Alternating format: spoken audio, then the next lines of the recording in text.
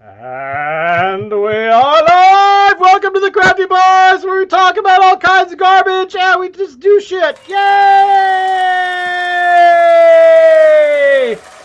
Thank you. Welcome. We are here to drink beer, dispense wisdom, and talk about bullshit because that's who we are. And Wait. There's no wisdom dispensed here. well, I was hoping we could fake it, but if we don't fake it, then Okay. fuck it. Yeah, how's it going, boys? Not bad. Not bad. Only It's one. Friday. It is Friday, and it is about time we drank beer. So let's, Locke, you might not have this beer. So what do you got? What are you drinking tonight? Right. So this evening, let me see. What we have is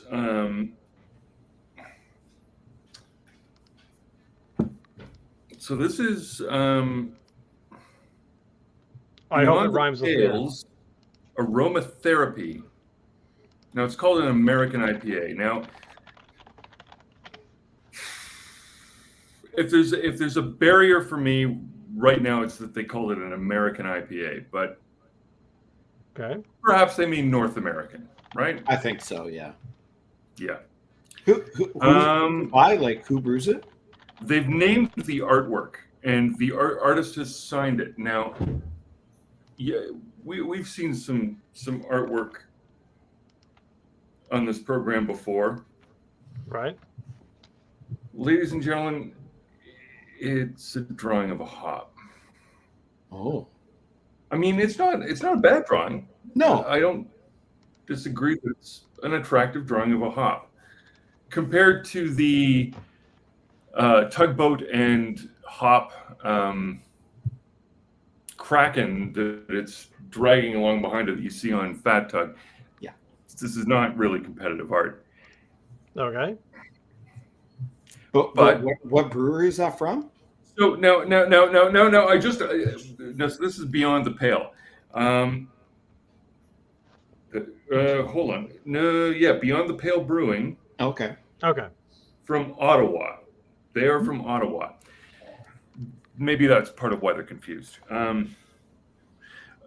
So the artwork is signed. No signature of a brewmaster anywhere to be found. So presumably they're competing with Collective Arts, who have different artists rotating and all of that. Okay.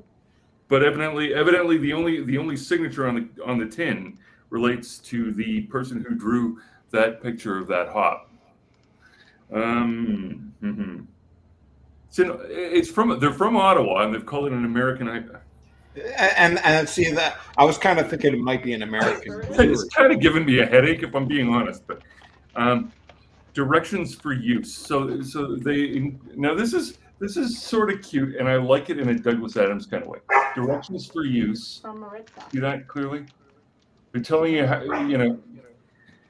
it's a bit tongue in cheek, but here we are. Directions for use. Consult with your local hoptomologist prior to use. Hoptomologist. Initial I loading. think we all have PhDs in that by now. 473 milliliters, or exactly the contents of this can. Of this can. This tin. Maintenance. Beer coming in a Sorry, tin. I see can. I read. I see can. I read. Anyway. Okay. Hey, shut up. The problem with can. Anyway.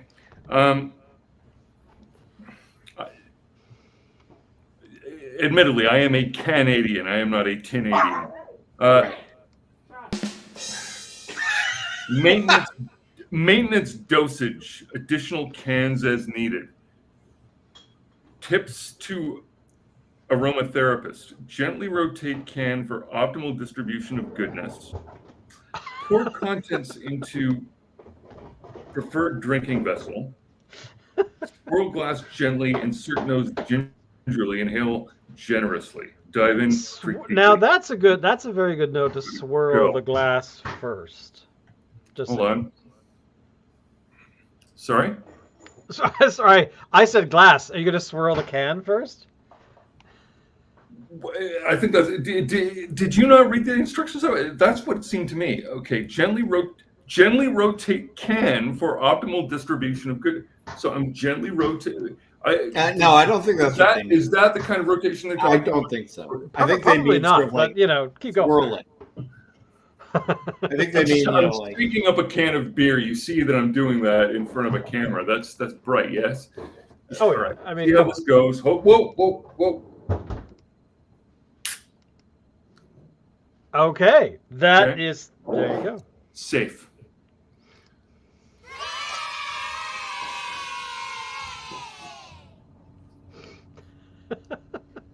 All right, let's see the pour. The pour. Mhm.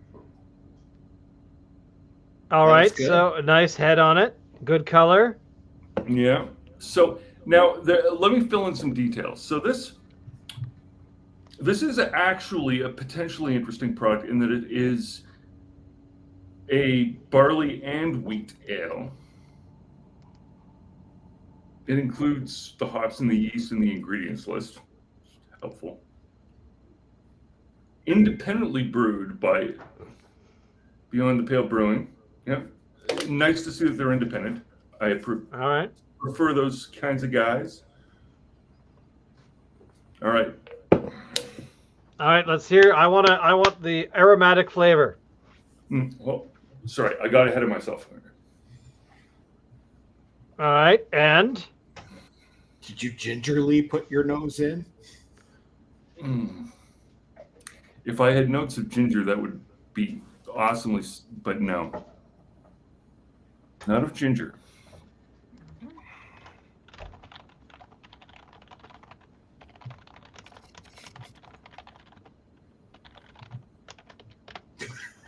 Well, it's not bad smelling beer. It smells sort of like beer. But to be fair, hoppy beer, which we on this program generally tend to prefer,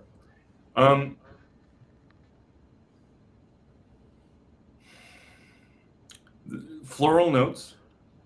all right. Smells like beer.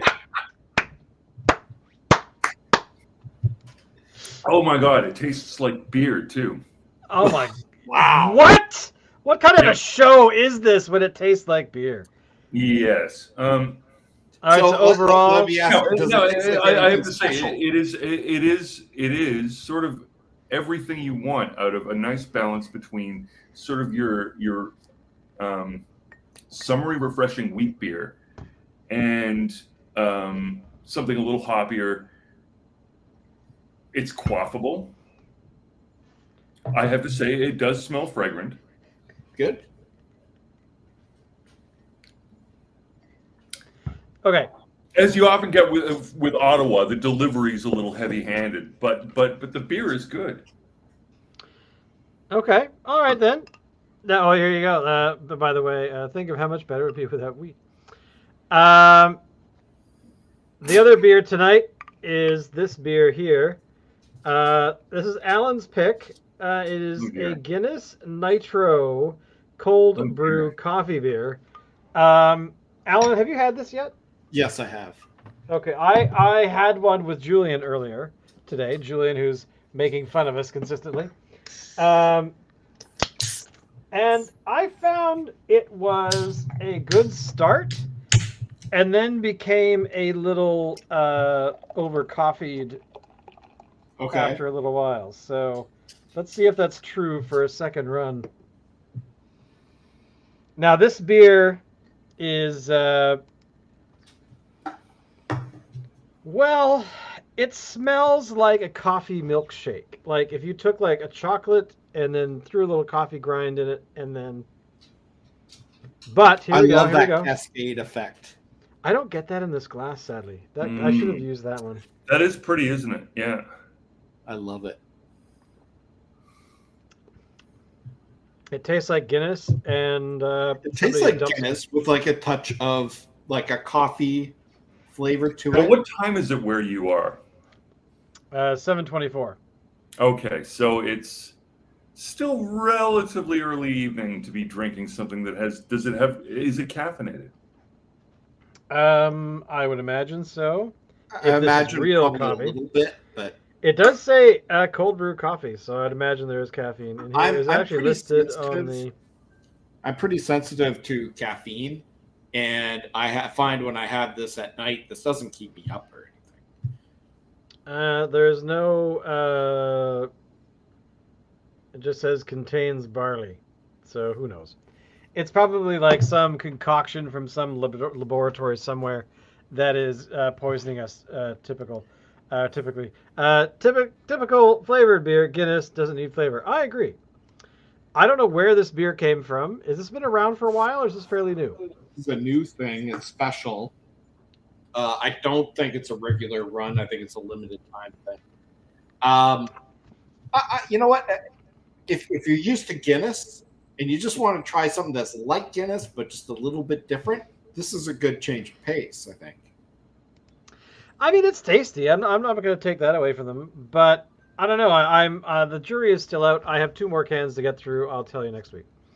Uh, but overall, I mean, sure, it's flavored coffee or flavored beer, flavored coffee, flavored. My coffee is flavored with beer. Uh, but overall, I'll give it a thumbs up just because. Yeah, it's unique, it's interesting, and it is getting close to the holidays, so we're kind of familiar with. I don't know what flavored it beer is. around Maybe the it's just me, but I find that coffee and beer go very well together. Oh, like dear, anytime I've had Yes, a they beer do. Yes, that they with like do. a coffee flavor to it, oh my god, it's like the best All right. thing since sliced bread.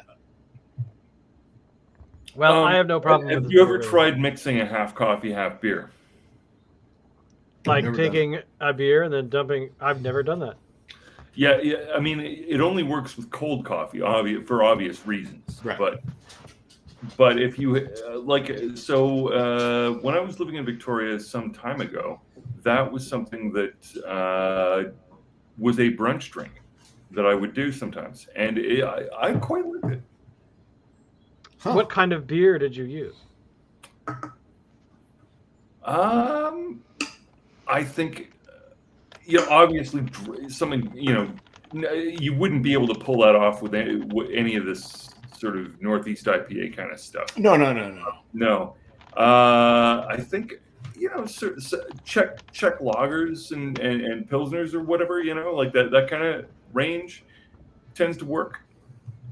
So something I that's don't know. really I might have easily tried it with light an and IPA once or twice. If I did, it would have been something very piney. But I think generally speaking, it would be sort of like your hoppy lager. Yeah. Or your style. terrifies me to try something that's IPA. Like, oh my god, I don't know how that would. Well, I mean, Night Well, Watch. IPA and coffee, that's a lot of flavors all fucking fighting. Yeah, no, I wouldn't do Yeah. that. But Night Pretty hard, Watch yeah. by Lighthouse is a coffee lager. Yeah. Oh, Yeah, and that's very good. oh, that's weird. I Hmm. forgot all about that. Well, I am happy that we have been able to establish that our coffee cravings can be mixed with beer successfully. Otherwise, I just think it's weird, but maybe I'm just the outlier here. Well, you get a lot of it with stouts, though, no? Oh yeah. Oh yeah, stouts and porters, I would say predominantly. But you know what? I mean, a stout and a porter, depending on how they're brewed, maybe is going to have notes of coffee in it anyway. Yeah. So I think just adding coffee just kind of like brings that out a little bit more. But Okay. I mean, different strokes for different folks, right? Julian's like an old fuddy-duddy. Well, I mean, this is true. I mean, here's the thing: coffee and beer is okay, but of course, it's always been generally stouts. I would think that we've had on the show, but perhaps I should really just expand upon my my beer exposure. And tomorrow morning, I will take an IPA and jump. Maybe not an IPA. No. No, nobody's suggesting an IPA. I don't think. Well, Locke was saying he's tried it. Okay, all right. I haven't tried. I'm saying that I might have tried it. I probably like the fact that it's not something that I recall doing more than once. Kind of suggests how it went. Right. All right. Well, then I think we should. Okay, Shane, you try it tomorrow, an IPA with coffee, and then let us know. You report back. I will report back, and I will tell you if it is a successful brunch experience. I'm afraid it probably isn't, but hey, you know what? I'm willing to give it a try. Let's move on to some beer news, because this actually is something that I think we should talk about briefly. Okay. Is the fact that the Donnelly Group, which is known as something else now that I cannot remember, has put Bomber Brewing up for sale. And they're blaming the city of Vancouver, or is it the BC government? Whatever. Anyway, the point is they're selling that they're trying to get off this brewery because they can't make more restaurant space or something between all of their properties, and so they're just turfing this brewery. So I think the Crafty Boys, we really need to get a few $1 million together to buy Bomber Brewing. So sorry, you've lost me at some point. The last time I checked in with Bomber Brewing, they were a brewery with maybe a tap room. Do they have more property than that? No, the company that bought them about 3 years ago. I mean, I know Donnelly Group. Yeah, I mean, they were like Kaylee's and all of those. Wasn't Kaylee's one of them?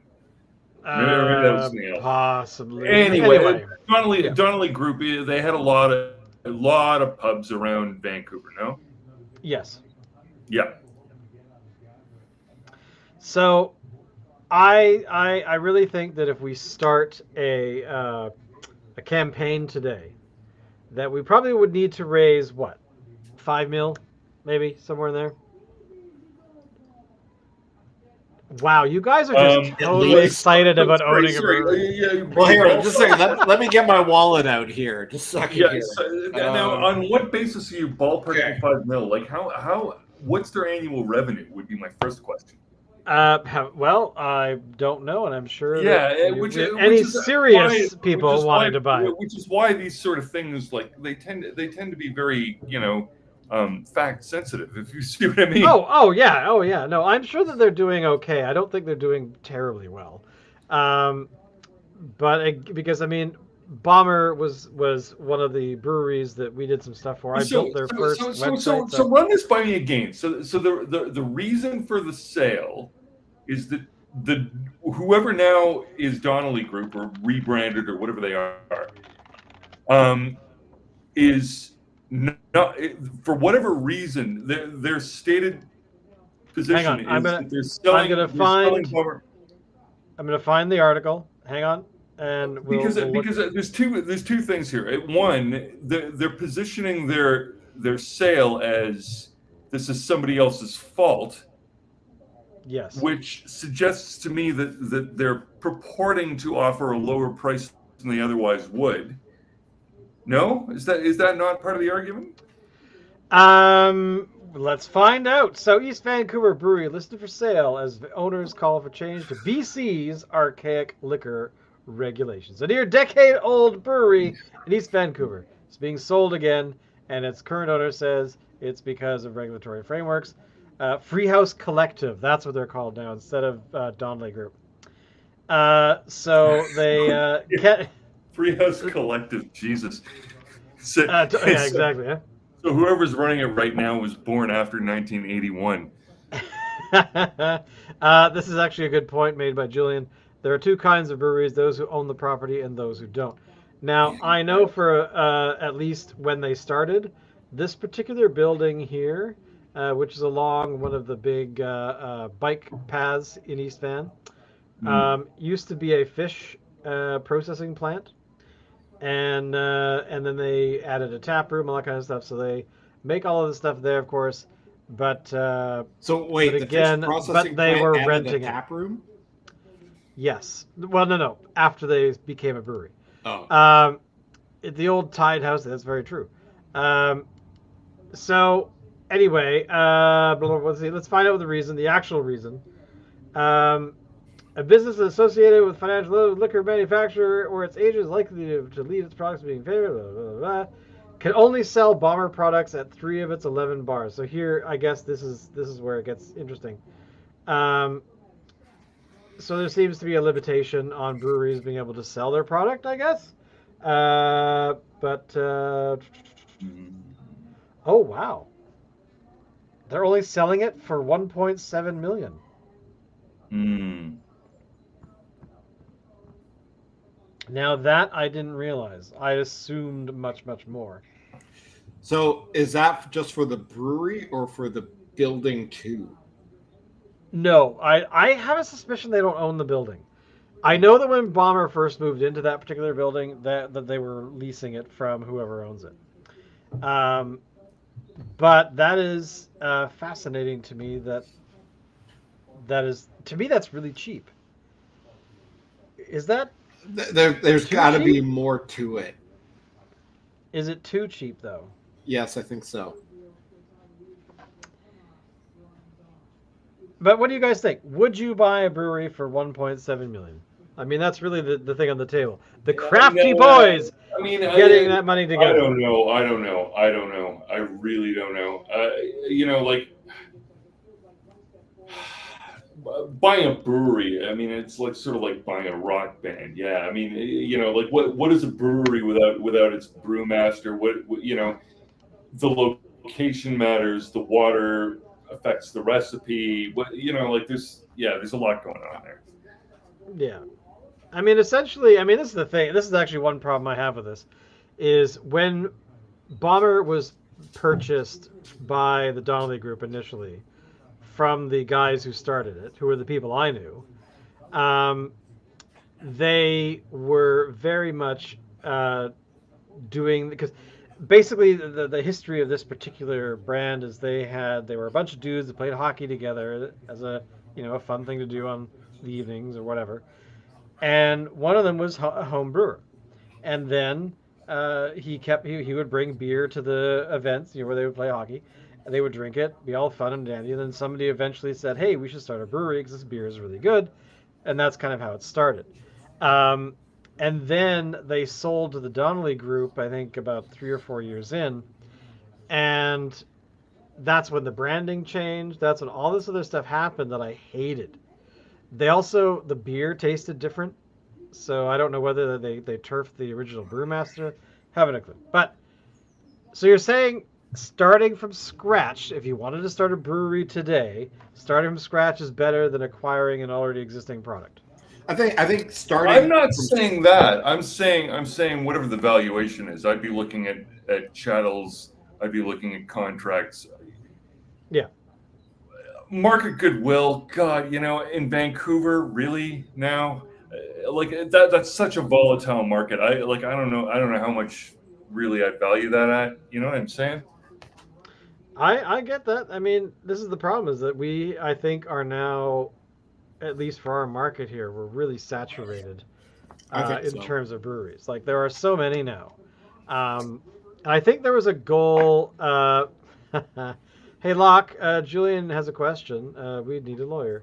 Does the Do question relate to whether my laptop's dying? that might be true. Is your laptop dying?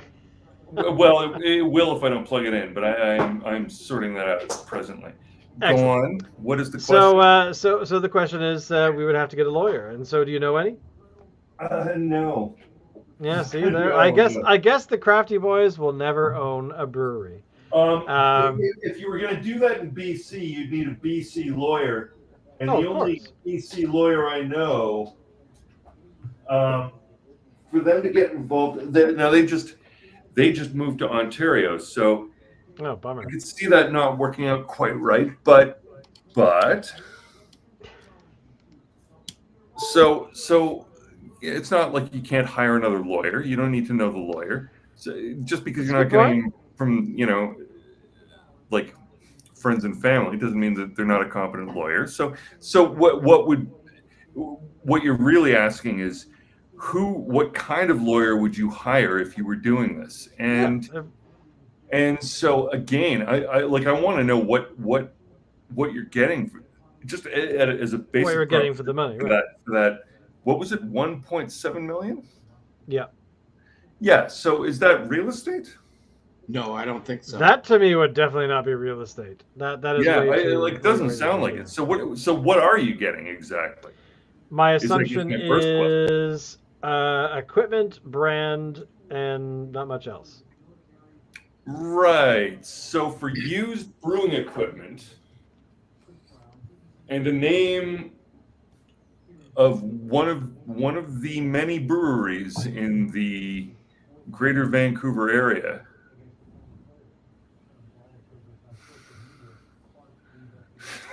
I would only Yeah. be I would only be Like interested I'm in not buying it. seeing it somehow. It's just, or at least I'm not feeling like it's a steal.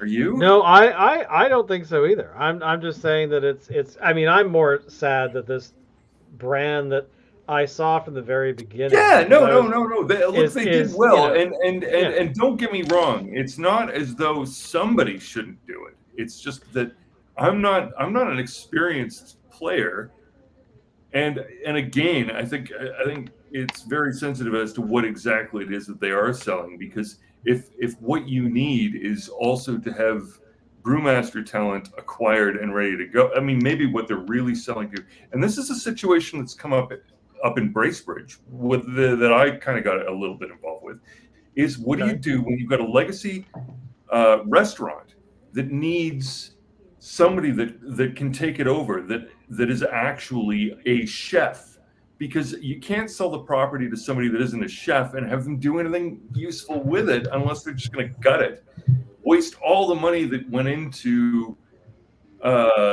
making a functional kitchen, which is a lot of money. There's a substantial right. investment there, right?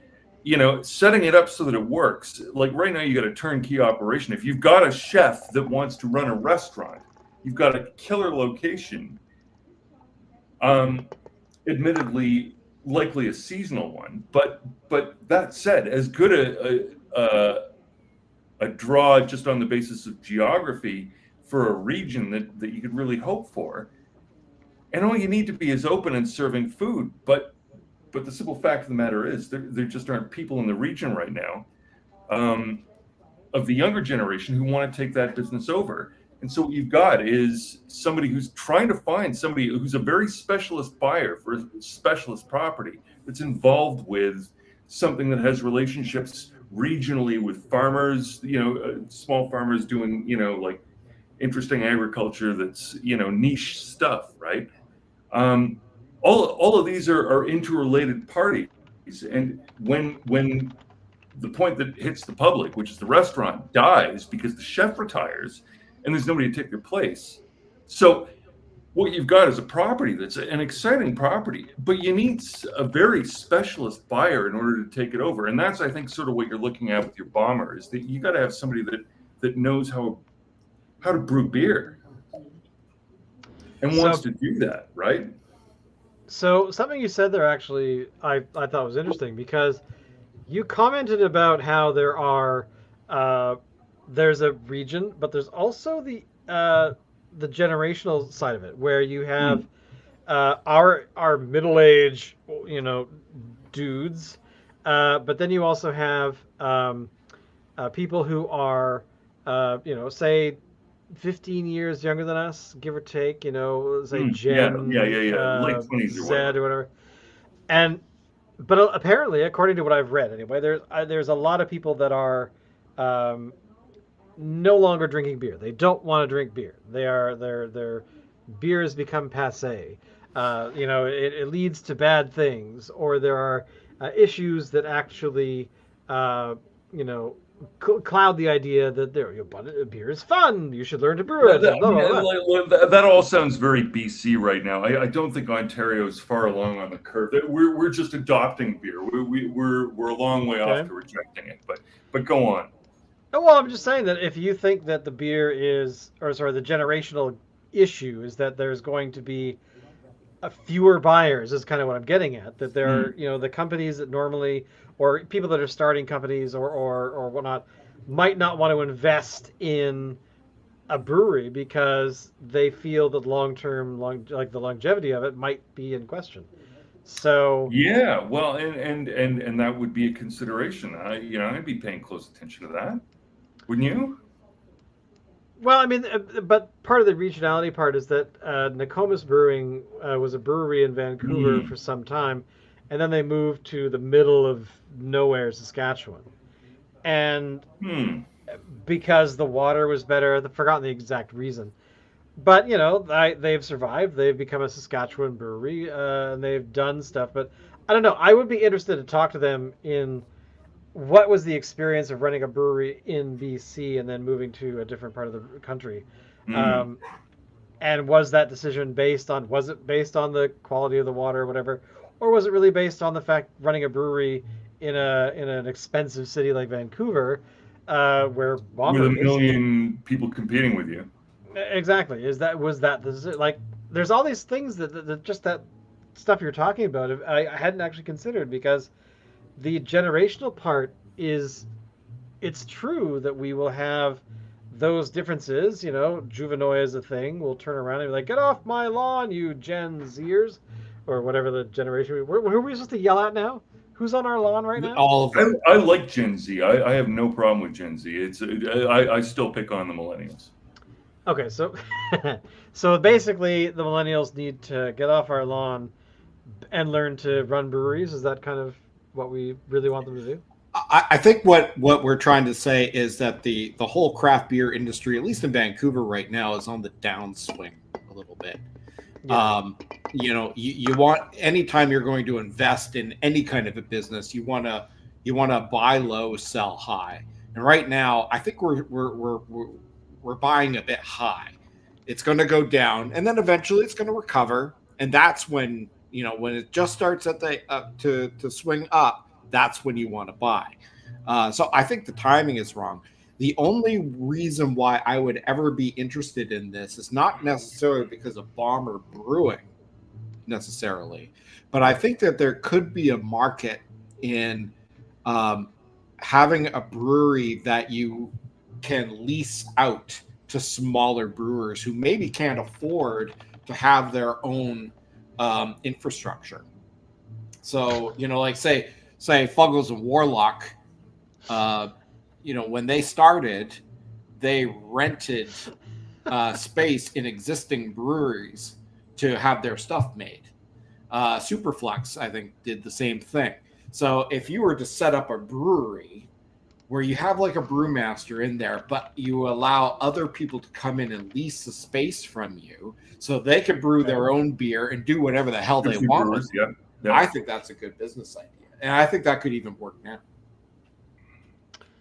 Okay, then let's buy some land. You'd need to have somebody who's very competent in terms of stage managing all of that, because I can see multiple brewers running around, and all I'm saying is you have to have one guy to sort of take charge of the street. Yeah. Okay.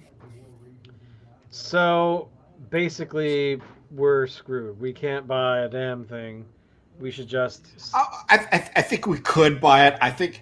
I mean, anytime you're buying anything like that, no matter when it is, there's a gamble involved. I think the gamble is a little bit higher than what we would like at this point in time. I mean, you'd have to look also at their receipts and everything. I think how much money do they I think make? what you're really talking about is right sizing the proposition, because it's not that whatever it is impossible. It's anything's possible as long as you're addressing an audience that you can legitimately serve at a price point that is agreeable to both parties, right? And ultimately that comes down to, if you're doing something that's highly specialist and you're charging extra for it, then you got to make sure that you get that message across to those specialist interest people, right? And if you don't have those relationships yet, you need to build them. If the idea is that you're going to be an everyman's champion, and you're going to put out a kick-ass product at a reasonable price that working class folk can afford, you got to do it with some integrity, and you got to make sure that you're actually delivering a quality product, not just a broad one, right? That's right. Those are the challenges involved in, and when people make interesting decisions about that, I think at this point the idea of craft beer may have matured out of the idea of just doing something that's highly, highly artisanal and is maybe just a little bit more thoughtful about the audience that it's trying to serve. You know what I mean? Well, one company that I've gone to again and again, it's not exactly my favorite beer, but I love the way that they run their operation, and that's Steam Whistle in Ontario. Yeah. They do one thing. Yeah. They make one kind of beer, but they market it right. And everything that they say is right. They've said time and time again they're never going to sell to like, AB InBev or whatever. Right. They're going to keep it for the blue collar guys, make a good quality beer. They market it with like all their delivered vehicles are all these old school custom rat rods and stuff. Really? And I just love the way they do business. If I was going to do my own brewery, I'd model it like that. They were heavily invested in live music. I know this because back when I was playing bar gigs with Martin Fulton Overkill, that was very often what we got paid. We got paid in Steam Whistle. Right. All right. Hey, look, I mean, overall, we were a weird band, and overall, we made money. I'm just saying that getting paid in Steam Whistle is kind of that's how we should run this show. Well, We should get paid in beer. Should. I tell you, if we do start our own brewery and we have several different ones, I'm going to make a special beer called the Julian Price Special, and it's going to be a coffee flavored beer, just for him, And just in honor of him. And it would have to have something to do with millennials. They're never going to sell. Ask Bomber. Yeah, I mean I gotta say, because I was attached to Bomber for a little while, for like 3 years or so. I was really sad when they sold, because I knew the people well enough, and I know that the dudes that I was knew closer or knew more got screwed in that deal. They got hooped because they were just treated as though they were employees, instead of being people that actually were founders of the thing, and that kind of made me sad when that happened. So it's a natural evolution of a lot of breweries, of course, where they get eaten up by InBev or whatever, at least at this day and age. But I don't know. I just felt that the ability for somebody to create a brewery and be able to like invent stuff, because they started with recipes that they generated, and they built on top of that. They got it a little more creative and stuff, but then I don't know, something happened, they sold out, and only a few people benefited, where the rest of them were like, you suck, get out of here. Like a whole, but like their marketing team, the people that I talked to quite often, all got turfed because Donnelly Group had their own people. So I don't know. I thought it sucked. It was very much that we're a bunch of guys playing hockey. We decided to start a brewery. We found somebody to help fund us, and then we ran it for a little while. And then they were like, "Yeah, get out of here, jokers. We're coming in and taking over." And I don't know. I thought that was sad, but that's just me. I still have some Bomber Brewing glassware that has the original logo.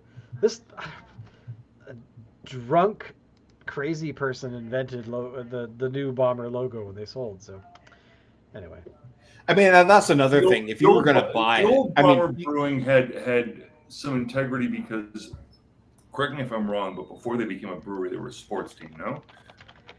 Essentially, yeah. Yeah. They were members of I think when that of some sort fell away, they were left with a name that's catchy but didn't really mean very much.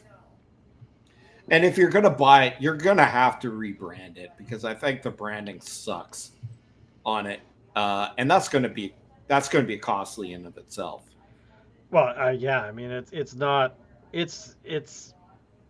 does suck. It's terrible, because not only is you have to reinvent it, but then you have to, of course, change the entire, line of cans and all that kind of stuff. And yeah. and that's always a pain in the ass because you don't really want I to mean, do it. look at that picture of the building that you showed. I mean, the whole And ask thing yourself again, is and just ask plastered yourself with again, their branding on it. I mean, you're going to have to repaint that whole branding thing. such as it is, meaning an Arial font on it. You know what I mean? so, And so well, I mean, the fact that us three here have been doing this little show of ours for uh, 11 billion years. 11 billion years. Actually, it's been a long time. we have known each other since we were doing bulletin boards Back in the day, yeah, true. back in the 1980s. So that is the background to that. Yeah.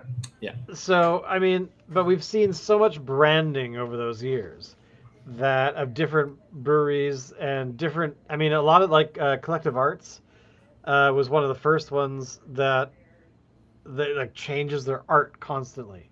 You know, they actually have relationships with artists or whatever, whoever these people are, to make new art for like, okay, our this month our IPA is going to have this photograph or this style. Then we're going to have that kind of stuff, and that sort of, I mean, that I like that kind of a thing. Collective Arts picked up on the fact that people like variety in their tins more than they like the variety in the actual drink.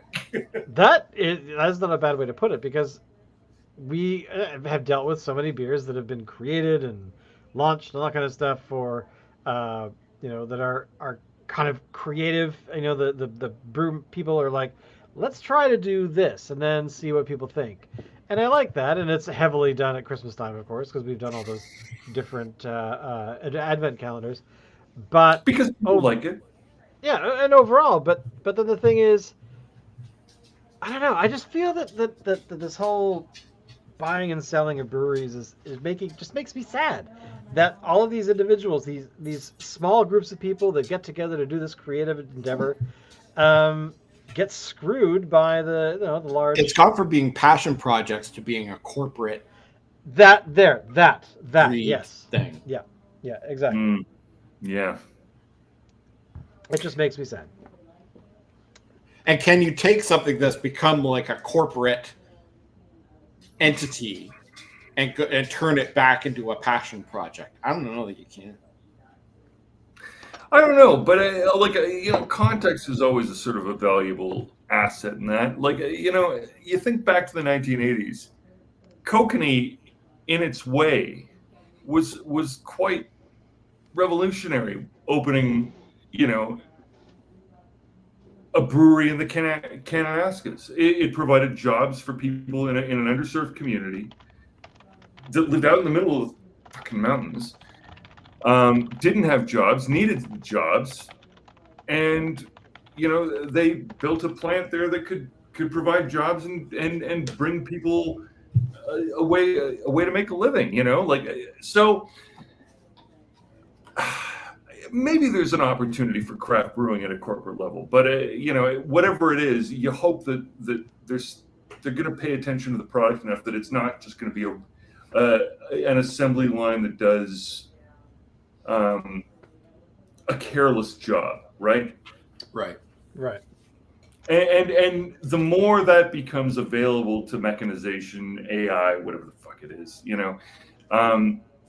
the more it's going to be valuable to have something that somebody put some care into. Would be my take on it. That would be the take that I have. Alan? Yeah, I mean, I think for me, I instead of buying like a brewery, I'd be more into like buying a brew pub. Okay.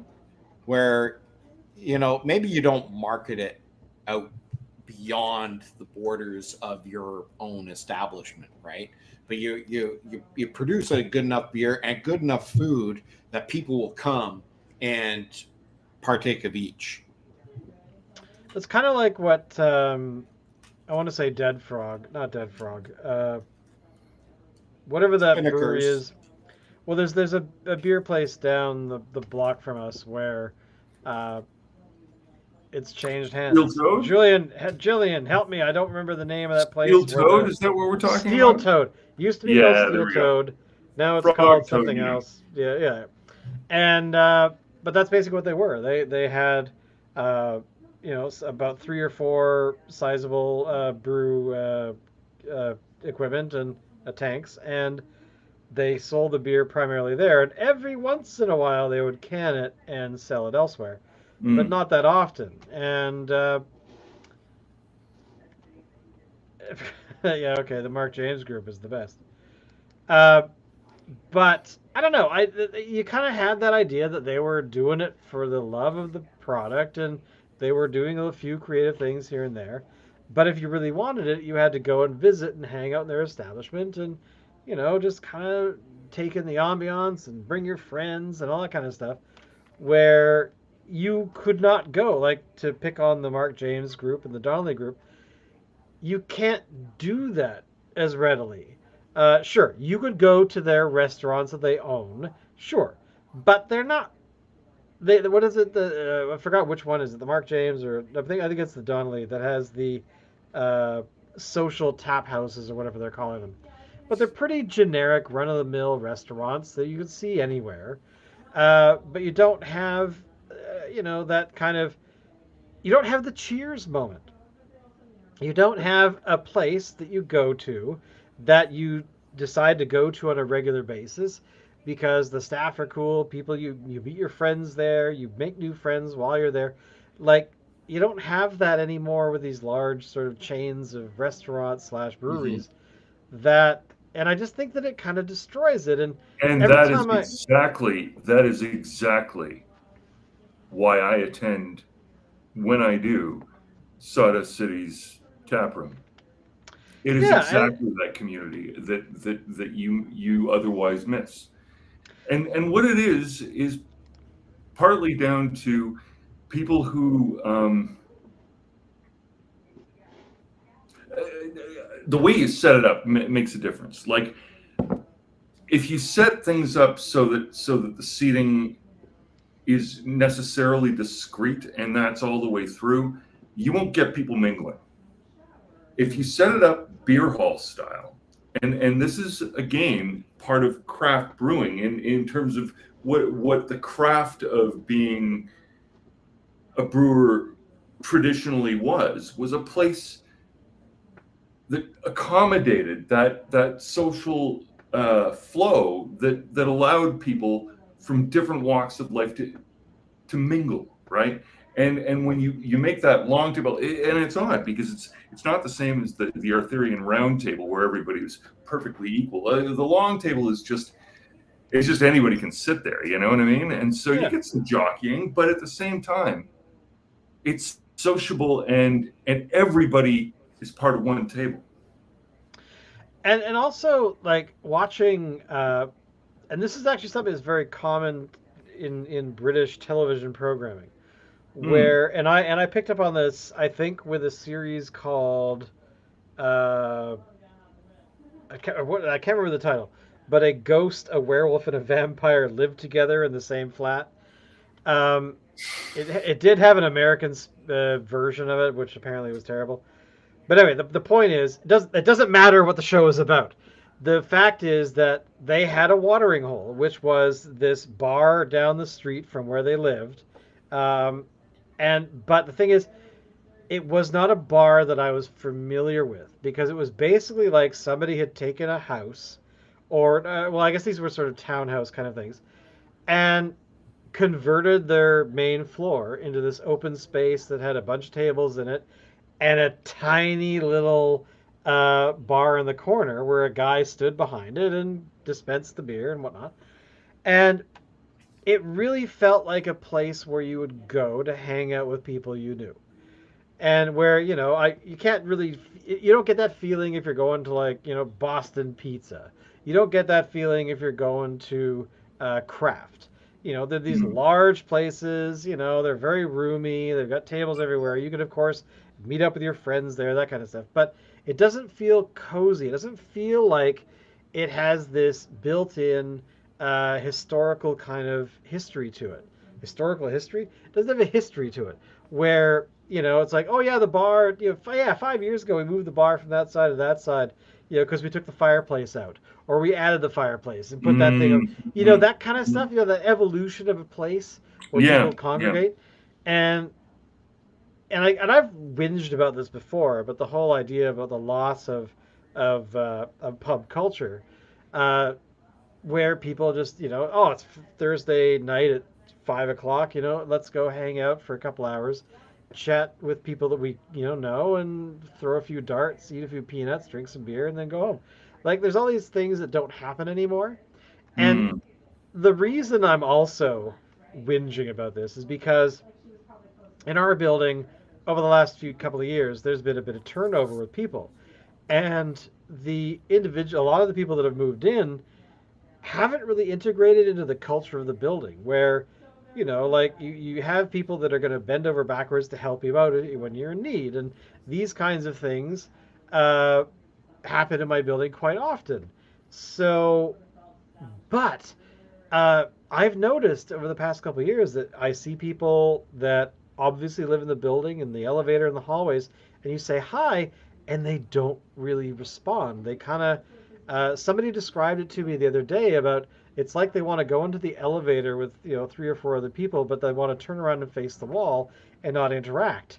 And I thought that's just so sad that the culture in the building that I'm used to over the last 20 odd years uh, is diminished somewhat because we've had some turnover in people, and they just don't feel like that they can be a part of a larger community where they live.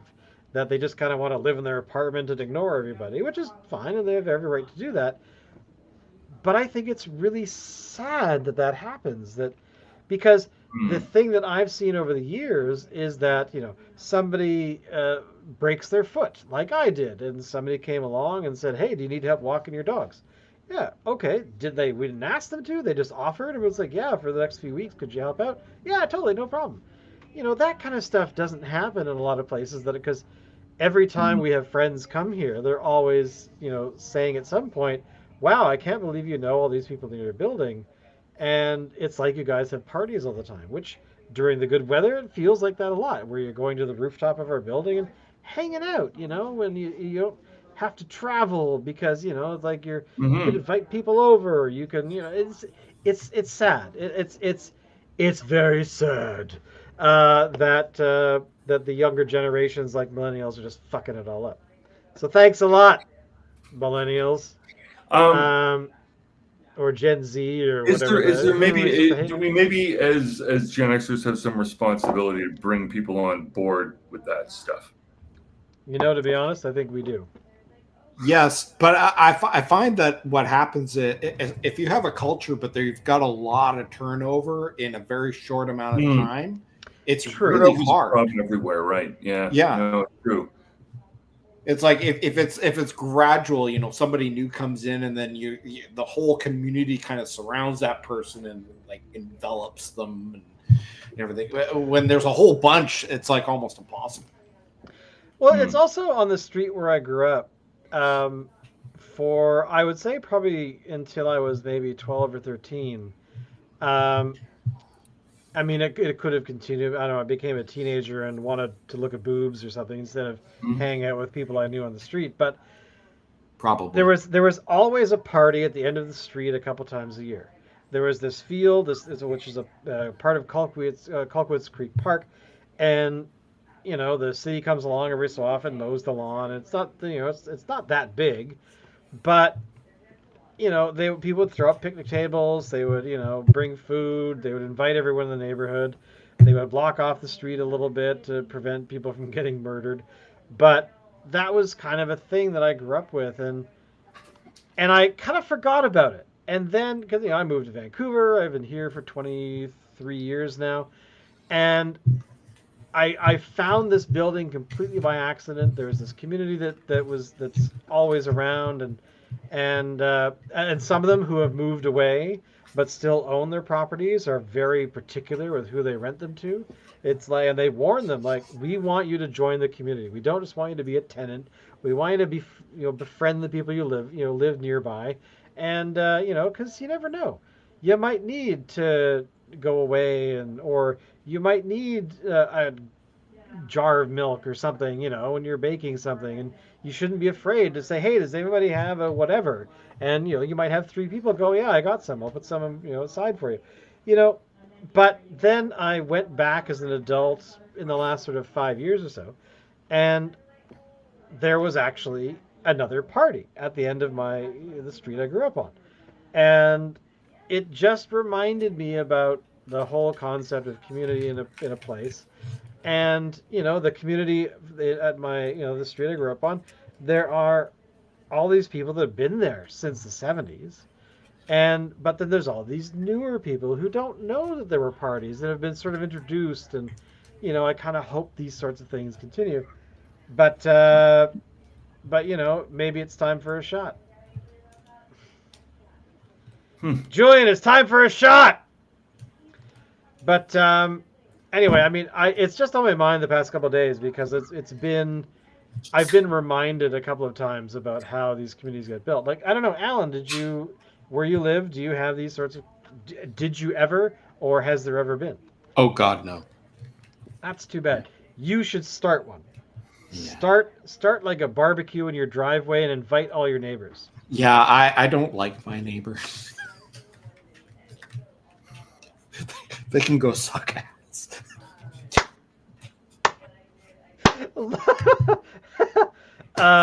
Okay then. All right. On that note, boys and girls, hopefully your neighbors shouldn't suck ass as much as Alan's neighbors are. But we thank you all. There's been a bunch of people watching today. We thank you for doing that. Thank you for spending a bit of time with us. We do this every Friday around 7 o'clock at night, Pacific Standard Time, so about 10 o'clock Eastern, or 11:30 in Newfoundland or whatever it is. But we'll be back next week drinking whatever beer. I don't know, Alan. Do you have an idea what we should drink? I'll pick something coffee flavored for just to honor Julian. Excellent. And we do this for fun. Tell people about the show, all of that kind of stuff. All the links are down below. And of course, drink good beer. And we'll see you next week. Bye, everybody. We'll see you next time.